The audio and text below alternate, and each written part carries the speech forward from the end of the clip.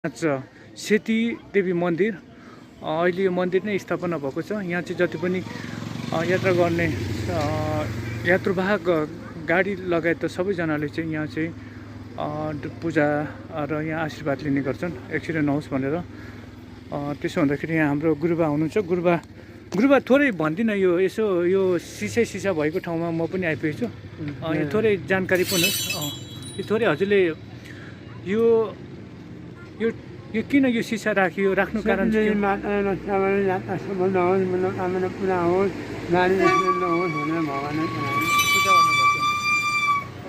भनेपछि जति पनि यात्रा गर्ने हाम्रो जति पनि यात्रुवाहकहरूले चाहिँ यहाँ पूजा गर्ने आशीर्वाद लिने काम गर्दछ होइन। यो चाहिँ विशेष यो काठमाडौँ जाने र काठमाडौँदेखि फर्किने जति पनि गाडीहरू छ नि, उहाँहरूले चाहिँ यहाँ प्रायः पूजा गरेर जानुहुँदछ होइन। हजुर हजुर। अनि त्यो जुन एक्सिडेन्ट भएर मृत्यु हुन्छ नि, उनीहरूको नाममा चाहिँ यहाँ त्यो ऐना राख्ने काम होइन, आफ्नो नाम। जस हामी नबन्नेहरूले पनि राख्नु पायो, मिल्यो।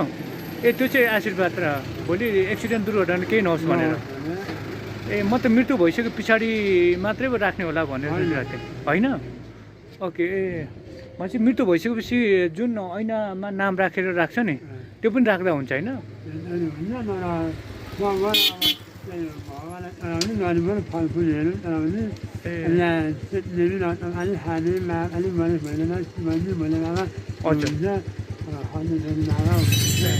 भन्छ हामीले त्यो ऐना जस्तो म पनि, मलाई त थाहा थिएन। अहिले म यात्रा गर्ने क्रममा चाहिँ यहाँ आइपुगेँ। जस्तो मैले पनि अहिले भनौँ न ऐना नभए पनि मैले यो यसो दान राखेर यसो मेरो नाम यहाँ गर्नु पाएँ। ऐना यहीँ पाउँछ? 100 रुपियाँ पर्छ।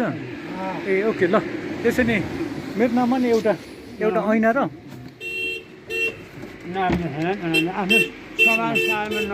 नाम त केले लेख्नु र?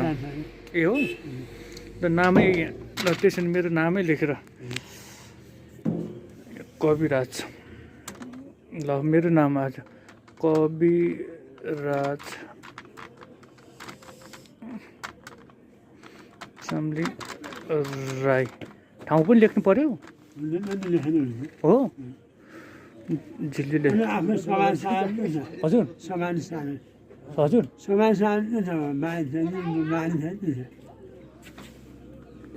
झिल्लीले झापा